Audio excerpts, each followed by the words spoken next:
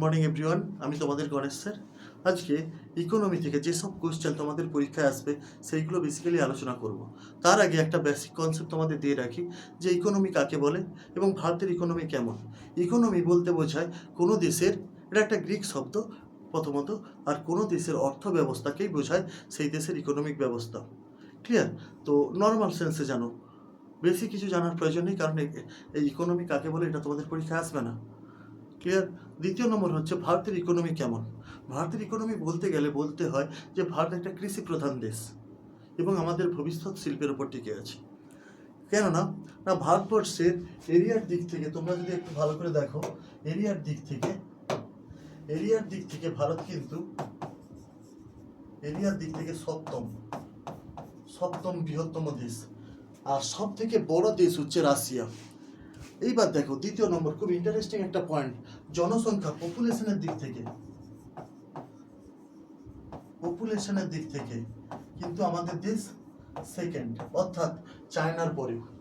Russia হচ্ছে এরিয়ার দিক থেকে সব থেকে বৃহত্তম দেশ এবং জনসংখ্যার দিক থেকে চায়না, তারপরে আমাদের দেশ, অর্থাৎ জনসংখ্যার দিক থেকে দ্বিতীয়, এরিয়ার দিক থেকে আমরা সপ্তম। আমাদের দেশ গোটা বিশ্ব যদি 100% হয়, অর্থাৎ গ্লোবটা যদি 100% হয়, আমাদের দেশ মাত্র 2.4% এরিয়া দখল করে আছে। 2.4% এরিয়া দখল করে আছে। একটু ভাবো ভালো করে, বুঝতে পারলে? 2.4%। এবং জনসংখ্যার দিক থেকে প্রায় 17%। গোটা বিশ্ব যদি 100 জন লোক থাকে, তার 17 জন লোক হচ্ছে ভারতের। বুঝতে পারলে? অল্প জায়গায় বেশি সংখ্যক মানুষ, আবার কৃষি প্রধান দেশ, অর্থাৎ ম্যাক্সিমাম মানুষ কৃষি কাজ করে। তো সেই দিক থেকে এই যে পয়েন্টগুলো তোমাদের বললাম একটু মাথায় রাখবে, যে এরিয়ার দিক থেকে সপ্তম, পপুলেশনের দিক থেকে সেকেন্ড, এবং গোটা বিশ্বে এরিয়ার দিক থেকে 2.4% দখল করে আছে, এবং আমার জনসংখ্যার দিক থেকে 17.64% দখল করে আছে। এই পয়েন্টগুলো তোমরা যদি মনে রাখো, দেখবে এসএসসি জিডিতে তোমাদের অবশ্যই ইমেন্সলি হেল্প করবে এই পয়েন্টগুলো। এইবার যে কোশ্চেনগুলো আসছে সেগুলো আমরা দেখে নিই। দেখো, মাইক্রো ইকোনমি এবং ম্যাক্রো ইকোনমিক্স এই দুটি শব্দ প্রচলন করেন রাগনার ফ্রিস। কত সালে? না, 1969 সালে। ক্লিয়ার? আচ্ছা, এর আগে একটা কোশ্চেন করে রাখি তোমাদের, আমাদের 1901 সাল থেকে কিন্তু নোবেল দেওয়া শুরু হয়েছিল। ক্লিয়ার? কিন্তু ইকোনমিতে, অর্থাৎ আর 5টা বিষয়ে নোবেল দেওয়া হতো, ইকোনমিকে নিয়ে 6টা। 1969 সাল থেকে কিন্তু ইকোনমিতে প্রথম নোবেল দেওয়া শুরু করে। প্রথম কারা পেয়েছিল দেখো, অর্থনীতিতে প্রথম নোবেল পান রাগনার ফ্রিস এবং প্রফেসর টিনবার্জার 1969 সালে। এইটা কিন্তু খুব ইম্পর্টেন্ট জায়গা, তোমরা ভালো করে পড়বে। এসএসসি জিডি থেকে শুরু করে, ডাব্লিউবিপি কনস্টেবল থেকে শুরু করে, ডাব্লিউবিসিএস থেকে শুরু করে যাবতীয় পরীক্ষায় এই কোয়েশ্চেনগুলো কিন্তু আসে। অর্থাৎ তোমাদের এখন থেকে আমি তোমাদের গণেশ স্যার গ্যারান্টি দিচ্ছি, যে কোনো জিকে, জিএস এবং ম্যাথ, ইংলিশ আমাদের সিরিজ স্যার দেখে নেবে, যা কোশ্চেন দেবো এখন থেকে যদি ভালো করে করো, অবশ্যই প্রত্যেকটা কোশ্চেন কিন্তু তোমাদের পরীক্ষায় আসবে। এইবার দেখো, তারপরে 1776 সালে Adam Smith the wealth of nation বইটি প্রকাশ করেন। আমাদের ইকোনমি এই যে সাবজেক্টটা হয়েছে, ইকোনমিক্স একটা এই যে সাবজেক্টটা কিন্তু 1776 সালে অ্যাডাম স্মিথের হাত ধরে দ্য ওয়েলথ অফ নেশন বইটা প্রকাশ করেছিলেন তিনি। ওই বইটা প্রকাশ করে ইকোনমি কি ব্যাপারটা প্রথম অনুধাবন করেছিলেন এবং প্রথম সংজ্ঞা দিয়েছিলেন। এবং এই জন্যে বলা হয় ফাদার অফ ইকোনমি কাকে বলা হয়? অ্যাডাম স্মিথকে বলা হয়। দেখো, father of economy, father of political economy, father of classical economy বলা হয় অ্যাডাম স্মিথকে।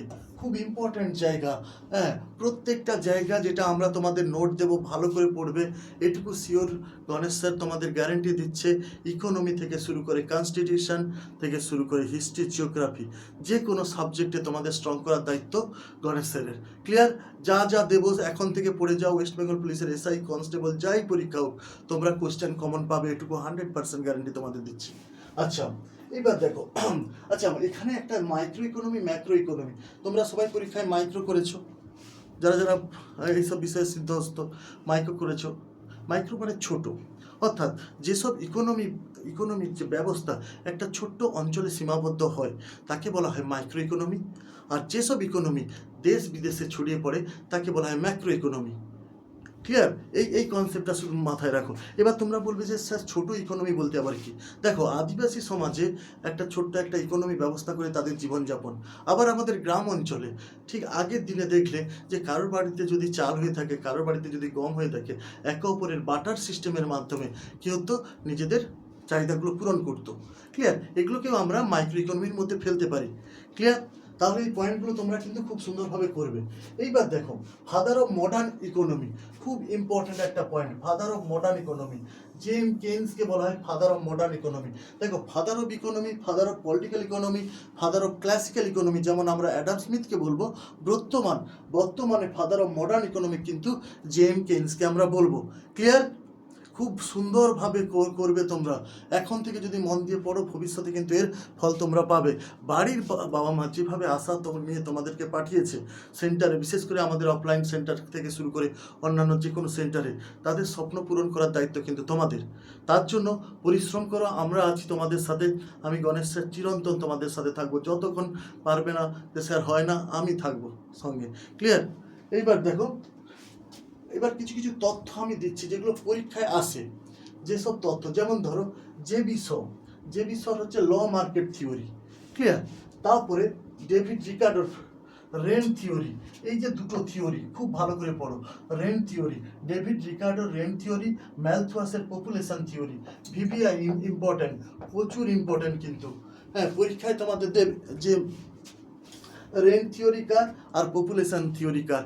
অর্থাৎ কোনো জায়গা থেকে যদি আমরা রেন্ট নেওয়ার যদি পরিকল্পনা থাকে, তাতে কতটা ইনভেস্ট করব, কিভাবে ইনভেস্ট করব, কিভাবে আসবে, সব পরিকল্পনা থাকবে। আর পপুলেশন থিওরি, ম্যালথিউসের যাদের জিওগ্রাফি ছিল তারা ম্যালথিউসের পপুলেশন থিওরি দেখেছো যে কিভাবে জনসংখ্যা বাড়ার সাথে সাথে খাদ্যের ঘাটতি হচ্ছে, সেটা এখানে আলোচনা করা হয়েছে। ক্লিয়ার? তো তাহলে আমার এই দুটো মনে থাকবে, ডেভিড রিকার্ডোর হচ্ছে রেন্ট থিওরি আর ম্যালথুয়াসের হচ্ছে পপুলেশন থিওরি। খুব ইম্পর্টেন্ট দুটো থিওরি। একটা একটা করে করাচ্ছি, তোমরা অবশ্যই ভালো করে প্র্যাকটিস করবে। আচ্ছা,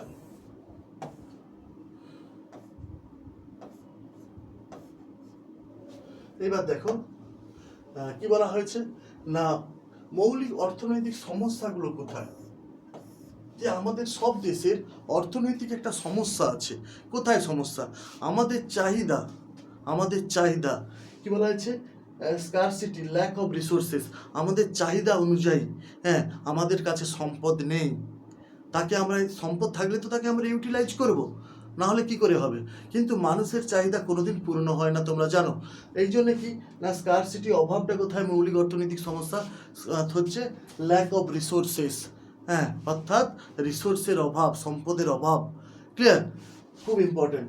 এবার দেখো, ক্যাপিটালিস্ট ইকোনমি, আমাদের যে সেন্ট্রাল ইকোনমি, আমাদের গোটা বিশ্বে যে ইকোনমিক যে ফেজ, যে কোন কোন দেশ কি ইকোনমিকে অবলম্বন করেছে, যেমন ধরো ক্যাপিটালিস্ট ইকোনমি প্রাইস মেকানিজমের উপর ডিপেন্ড করে, আবার সোশ্যালিস্ট ইকোনমি প্ল্যানিংয়ের উপরে, আর মিক্সড ইকোনমি হচ্ছে প্রাইস মেকানিজম অ্যান্ড প্ল্যানিং।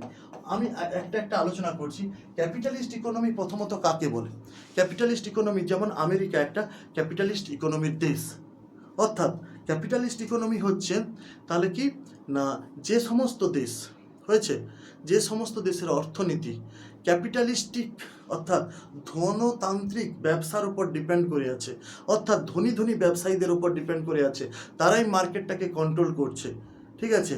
তাদের মানুষের চাহিদা, তাদের মানুষের ক্ষমতার উপর ডিপেন্ড করে একটা জিনিস প্রোডাক্ট তৈরি করে তারা, এবং কোন দামে বিক্রি করবে তারাই নির্ধারিত করে তাদের মানুষের চাহিদা এবং তাদের ক্যাপাবিলিটি দেখে। সেটাকে হচ্ছে কি না ক্যাপিটালিস্ট ইকোনমি বলা হয়। আবার দেখো সোশ্যালিস্টিক ইকোনমি, এখানে হচ্ছে প্ল্যানিং, সম্পূর্ণ পরিকল্পনা। কার পরিকল্পনা? না সরকারের পরিকল্পনা। সরকার কিভাবে পরিকল্পনা নেয়, যে একটা কোম্পানি মাল তৈরি করবে বা কোনো প্রোডাক্ট তৈরি করবে, তৈরি করার পরে সেটা সরকারকে দিয়ে দেবে। সরকার একটা পরিকল্পনার মাধ্যমে তাদের জনগণের কাছে পৌঁছে দেবে। জনগণ কোন দামে কিনতে পারবে, কতটা ডিমান্ড আছে, কোন মালের ভালো, কোন মাল খারাপ, এটা সম্পূর্ণ ডিসিশন নেবে কে? না সরকার নেবে। ক্লিয়ার? প্ল্যানিং করে। এইবার হচ্ছে মিক্সড ইকোনমি। মিক্সড ইকোনমি কাকে বলা হয় না price mechanism and planning. Price mechanism and planning এখানে দুটো তথ্য মাথায় রাখবে। এখানে কিন্তু তোমার মিক্সড ইকোনমি কিন্তু সোশ্যালিস্টিকের কিছু ফিচার্স অবলম্বন করেছে বা বৈশিষ্ট্য অবলম্বন করেছে, আবার ধনতান্ত্রিক অর্থাৎ ক্যাপিটালিস্ট ইকোনমির কিছু বৈশিষ্ট্য গ্রহণ করেছে। যে এবার ভারত একটা মিক্সড ইকোনমির কান্ট্রি, এটা মাথায় রাখবে, ঠিক আছে। ভারত একটা মিক্সড ইকোনমির কান্ট্রি। এখানে কি করা হয়েছে না কোম্পানি ধরো একটা প্রোডাক্ট তৈরি করবে এবং আমি সরকার কোম্পানি যে কোম্পানি তৈরি করবে তার সাথে আমরা একটা সমঝোতা করব। করার পরে একটা কোম্পানিকে বলবো যে তোমরা এই দামে বিক্রি করতে পারো, আমার প্রফিট এতটা লাগবে, তারপরে জনগণ আমাদের এই দাম হলে কোনো প্রবলেম নেই, তারা তারপরে মার্কেটে ছাড়ে। ক্লিয়ার? তাহলে প্রথম ক্যাপিটালিস্ট ইকোনমি কি বললাম না ব্যবসায়ীদের উপর ডিপেন্ড, দ্বিতীয় সোশ্যালিস্টিক উপর কি না সরকারের ওপর ডিপেন্ড, তারপরে যেহেতু আমাদের দেশ মিক্সড ইকোনমির কান্ট্রি এখানে সরকার এবং বড় বড় ব্যবসায়ীদের দুজনের সমঝোতা থাকে। ক্লিয়ার? এইবার দেখো ক্যাপিটালিস্টিক ইকোনমির দেশ বলতে আমরা কিন্তু ইউএসকে একটা ক্যাপিটালিস্টিক ইকোনমির দেশ বলতে পারি, আবার সোশ্যালিস্টিক হচ্ছে রাশিয়া, আবার মিক্সড ইকোনমির কান্ট্রির উদাহরণ হচ্ছে কিন্তু ইন্ডিয়া। ক্লিয়ার? এই জায়গাগুলো তোমরা মাথায় রাখবে। ইউএসএ যদি কোশ্চেন আসে যে ইউএসএ কোন ধরনের ইকোনমির অন্তর্গত, তখন তোমাকে বলতে হবে ক্যাপিটালিস্ট ইকোনমির অন্তর্গত। আবার যদি বলা হয় যে রাশিয়া, তাহলে সোশ্যালিস্টিক ইকোনমির অন্তর্গত। আমাদের দেশ মিক্সড ইকোনমির অন্তর্গত। ক্লিয়ার? তোমরা সবাই বুঝতে পারছো কি বলছি? সবাই ভালো করে পড়াশুনো করো। আমরা চাইবো যে তোমরা ভালো করে পড়াশুনো করে একটা ভালো মার্কস নিয়ে এসএসসি জিডি থেকে শুরু করে ডাব্লিউবিপি কনস্টেবল থেকে শুরু করে সবে একটা ভালো স্কোর করতে পারো। তার জন্য আমরা যেভাবে পড়াচ্ছি সেভাবে তোমরা অবশ্যই ফলো করো, অবশ্যই কৃতকার্য হবে। তো তারপরে দেখো অমরত্ব সেনের কিছু বই। অমরত্ব সেন, ঠিক আছে, সবাই অমরত্ব সেনকে চেনো। ভারতের অর্থনীতিতে প্রথম নোবেল ইনিই পেয়েছিলেন 1998 সালে। ক্লিয়ার?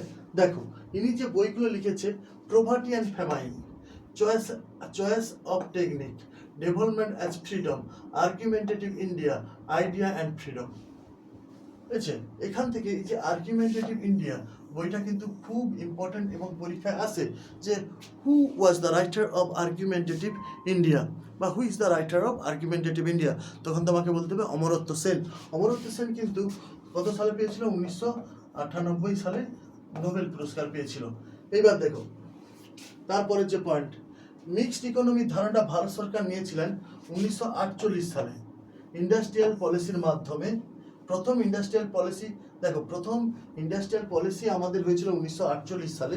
এই 1948 সালে সোভিয়েত ইউনিয়নের কাছ থেকে আমরা কিন্তু মিক্সড ইকোনমির ধারণা নিয়েছিলাম। 1930 সালে যদিও তারা ওইটা নিয়েছিল। ক্লিয়ার? তো এবার দেখো মিক্সড ইকোনমির ধারণা ভারত নিয়েছিল 1948 সালে ইন্ডাস্ট্রিয়াল পলিসির মাধ্যমে।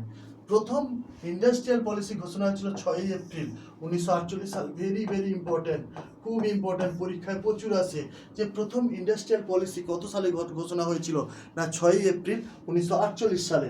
তারপরে দেখো ফার্স্ট শিল্পমন্ত্রী শ্যামাপ্রসাদ মুখার্জি, ফার্স্ট শিল্পমন্ত্রী ছিলেন কিন্তু শ্যামাপ্রসাদ মুখার্জি। এইবার আরও একটা দেখো নিউ ইকোনমিক পলিসি 1991 সালে। নিউ ইকোনমিক পলিসিতে একটা মডেল ছিল LPG model. Clear? LPG model ছিল। এখানে মনমোহন সিং তোমার কি ছিল? ফাইন্যান্স মিনিস্টার হিসাবে ছিলেন। ক্লিয়ার? আর নরসিংহ রাও ছিল প্রধানমন্ত্রী। বুঝতে পারলে? কোশ্চেন আসে কোন প্রধানমন্ত্রী আগে ফাইন্যান্স মিনিস্টার ছিলেন, তখন বলতে হবে কি? মনমোহন সিং। বুঝতে পারলে?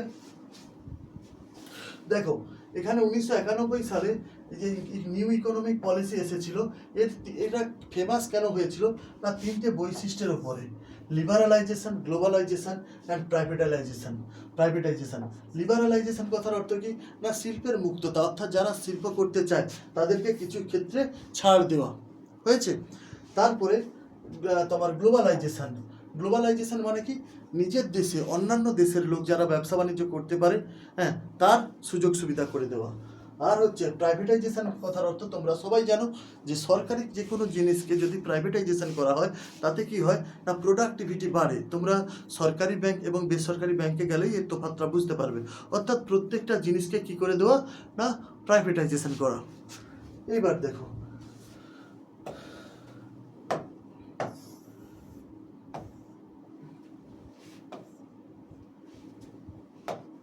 কি বলা হয়েছে। এইবার যে কোশ্চেনগুলো আলোচনা করছি দেখো, বেসিক্যালি তোমাদের যারা এসএসসি জিডি দেবে কিংবা ডাব্লিউবিপি কনস্টেবল দেবে তাদের কিন্তু বিশাল ডিটেলস পড়তে হবে না। আমি যতটা করাচ্ছি তার মেন পয়েন্টগুলো যেগুলোকে আমি টিক চিহ্ন করছি সেগুলো ভালো করে পড়ো। যারা ডব্লিউবিসিএস দেবে এবং ডব্লিউবিএসআই দেবে তাদের একটু কনসেপ্ট থাকাটা জরুরি আছে। দেখো প্রথমত এগ মার্ক কৃষিকার্যের উপর সম্পর্ক। এগ মার্ক অর্থাৎ তোমার মানে এগ্রিকালচারের ক্ষেত্রে যে কোন কোন জিনিসগুলো ভালো তার উপর এগ মার্ক দেওয়া হয়। ক্লিয়ার? আইএসআই মার্ক ইস্পাতে যেসব ধাতুর পদার্থের মধ্যে আইএসআই মার্ক থাকবে ভাবে গুণগত দিক থেকে অনেক ভালো।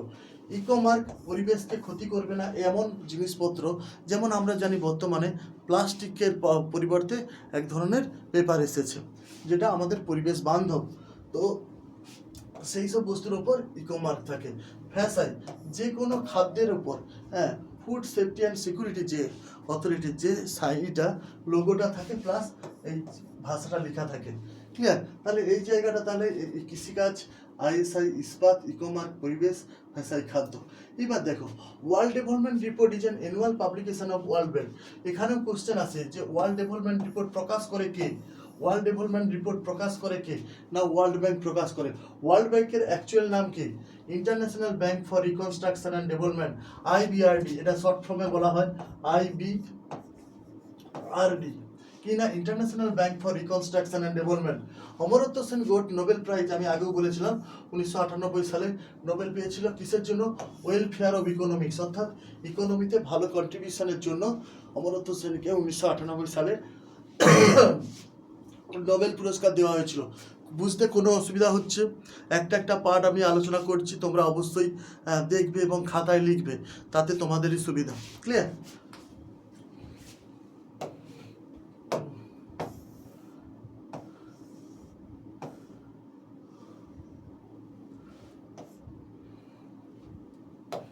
এবার দেখো এইচডিআই রিপোর্ট প্রকাশ করেন UNDP, united nation development programme. এটা প্রথম প্রকাশ হয়েছিল 1990 সালে। এইচডিআই এর ফুল ফর্ম কি? Human development index. Human development index প্রকাশ করে কে? UNDP, united nation development programme. United nation development programme.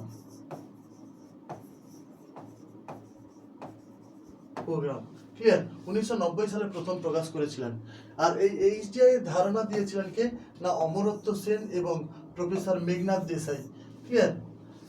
বোঝা গেল অমর্ত্য সেন এবং মেঘনাথ দেশাই প্রথম এইচডিআই এর ধারণা দিয়েছিলেন, কিন্তু এর রিপোর্ট প্রকাশ করেছিল ইউএনডিপি।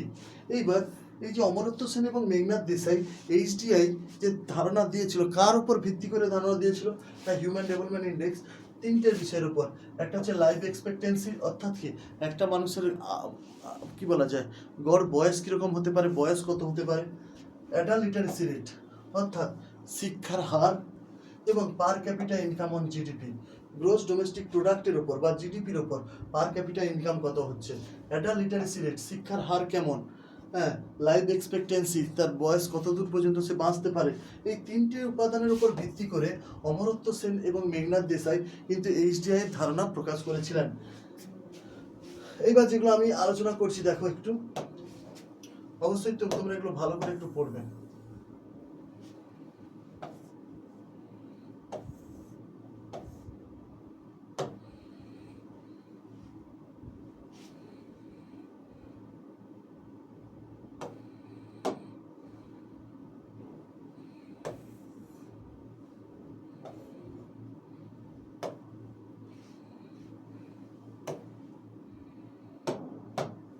দেখো ওয়ার্ল্ড এইচডিআই রিপোর্ট। আচ্ছা, প্রথমত দেখো ইন্ডিয়াতে প্রথম এইচডিআই ফার্স্ট পাবলিশড হয়েছিল 2002 সালে। কে প্রকাশ করেছিল? অটল বিহারী বাজপেয়ী। দেখেছো 2002 সালে যখন প্রধানমন্ত্রী আমাদের কে ছিলেন, না অটল বিহারী বাজপেয়ী ছিলেন, তখন প্রথম ভারতে এইচডিআই রিপোর্ট প্রকাশ হয়েছিল। এবার ন্যাশনাল ডেভেলপমেন্ট রিপোর্ট 2011 অনুযায়ী ফার্স্ট স্টেট কিন্তু Kerala. Clear? First state Kerala, অর্থাৎ কেরালাতে এইচডিআই সব থেকে ভালো, হিউম্যান ডেভেলপমেন্ট ইন্ডেক্স সব থেকে ভালো, মানুষের জীবনযাত্রা, মানুষের গড় আয়ু, পড়াশুনো, এগুলো সব থেকে ভালো কোথায়? কেরালাতে। তারপরে দেখো পশ্চিমবাংলার মধ্যে, পশ্চিমবাংলার প্রথম রিপোর্ট প্রকাশ হয়েছিল বুদ্ধদেব ভট্টাচার্য প্রকাশ করেছিলেন 2004 সালে। ক্লিয়ার? 4 সালে প্রকাশ করেছিল। এবং সব থেকে ভালো যেটা ডিস্ট্রিক্ট সেটা হচ্ছে কলকাতা। দেখো কলকাতার রিপোর্ট আর কেরালার রিপোর্ট প্রায় সেম। এবার আমরা ওয়েস্ট বেঙ্গলের রিপোর্ট অনেক কম, কিন্তু আমরা কলকাতার রিপোর্ট যেহেতু একটা উন্নত ডিস্ট্রিক্ট, সেই ক্ষেত্রে কেরালার সমান হচ্ছে। ক্লিয়ার? এইবার দেখো যেটা কোশ্চেন, খুব ইম্পর্টেন্ট কোশ্চেন একটা, নীতি আয়োগ। নীতি আয়োগের ফুল ফর্ম হচ্ছে national institute of transforming India. National institute of transforming India. Clear?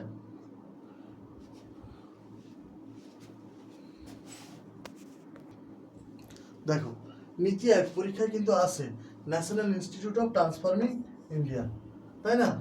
ফুল ফর্মটা একটু দেখে নেবে। 2015 সালে, তোমার 2015 সালে কারেন্ট অ্যাফেয়ার্স হিসাবে এসেছিল নীতি আয়োগের ফুল ফর্মটা কি, আইএস পরীক্ষায় এসেছিল। ঠিক আছে? ইউপিএসসিতে এসেছিল।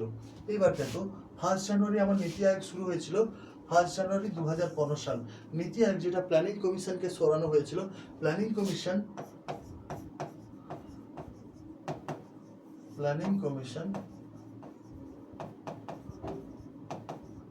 যেটা 1950 সালে গঠন হয়েছিল, সেটাকে 2015 সালে রিপ্লেস করে কি হলো, না নীতি আয়োগ হলো। 2015 সালে 1 জানুয়ারি দেখো চালু হয়েছে নীতি আয়োগ। বুঝতে পারলে কি বললাম? এইবার দেখো এর কমিটির প্রধান কারা? প্রধানমন্ত্রী হবে চেয়ারম্যান। যেই প্রধানমন্ত্রী হবে সেই হবে national institute of transforming India বা নীতি আয়োগের চেয়ারম্যান। এবং সিইও থাকবে, চিফ এক্সিকিউটিভ অফিসার, এবং 4জন কেন্দ্রীয় মন্ত্রী, প্রাথমিক। আচ্ছা ঠিক আছে, কোনো প্রবলেম নেই এটা। চলো, আচ্ছা এই একটা জিনিস দেখো, খুবই ইম্পর্টেন্ট একটা জিনিস, তোমরা অবশ্যই করবে।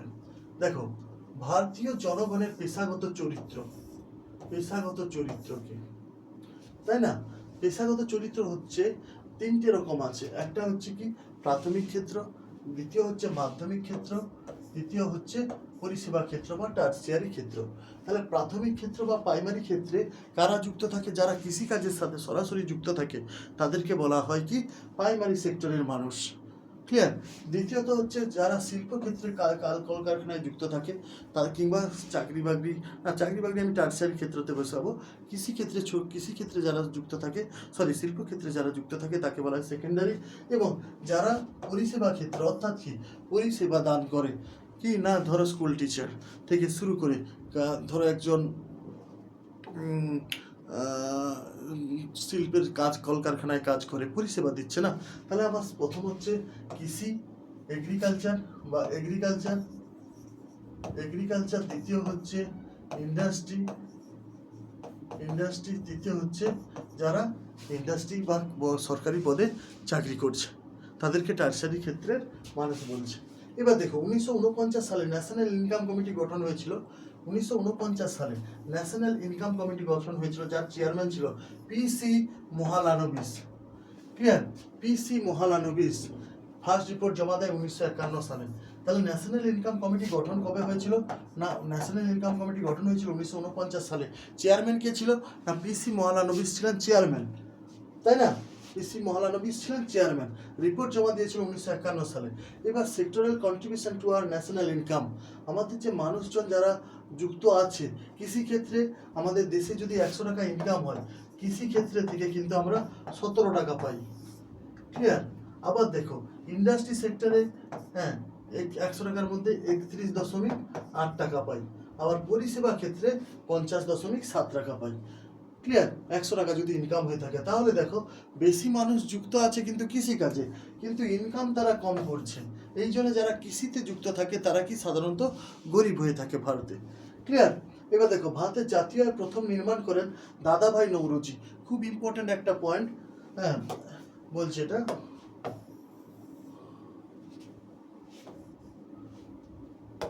দেখো এখানে উম,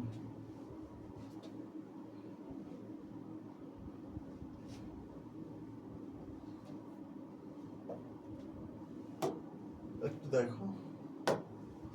হ্যাঁ, ভারতের জাতীয় আয় প্রথম পরিমাপ করেছিলেন দাদাভাই নৌরোজি।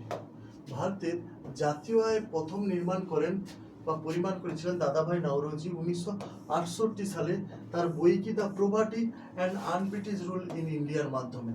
অর্থাৎ the poverty and un-British rule in India এই বইটা 1968 সালে দাদাভাই নৌরোজি লিখেছিলেন এবং সেখানে ভারতের প্রথম জাতীয় আয় অর্থাৎ ন্যাশনাল ইনকাম পরিমাপ করেন। কিন্তু বিজ্ঞানসম্মতভাবে করেছিলেন VKRV রাও 1931 সালে। ন্যাশনাল ইনকাম বর্তমানে কে করে থাকে?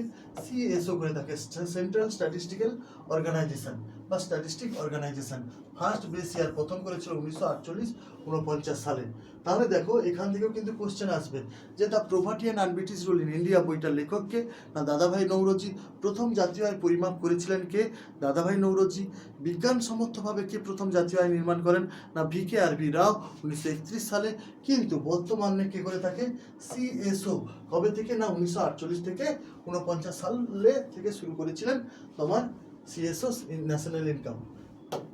হয়েছে? আচ্ছা আচ্ছা, আজকে দেখো তোমাদের এটুকুই আমরা আলোচনা করলাম। প্রথম একটা চ্যাপ্টার, একটা নর্মাল একটা ধারণা দিলাম। তো এই ধারণাগুলোর মধ্যে থেকে প্রচুর কোশ্চেন যারা SSC GD দেবে তাদের আসবে পরীক্ষা, এটুকু মাস্ট। হ্যাঁ, তোমরা এই কনসেপ্টগুলো ক্লিয়ার করো, কারণ জিকেতে 20টা কোশ্চেন থাকবে, 40 নাম্বার, যার মধ্যে থেকে কনস্টিটিউশন, ইকোনমিক্স, জিওগ্রাফি এই 3টা লিডিং সাবজেক্ট SSC GDর জন্য। হ্যাঁ, তোমরা ভালো করে অবশ্যই পড়াশুনো করো। হ্যাঁ, কারণ বাবা মার বিশাল স্বপ্ন তোমাদের একজন প্রতিষ্ঠিত করার জন্য। তারাও যেমন পরিশ্রম করছে, তোমরাও পরিশ্রম করো, অবশ্যই তোমরা সাকসেস পাবে। ওকে, থ্যাংক ইউ।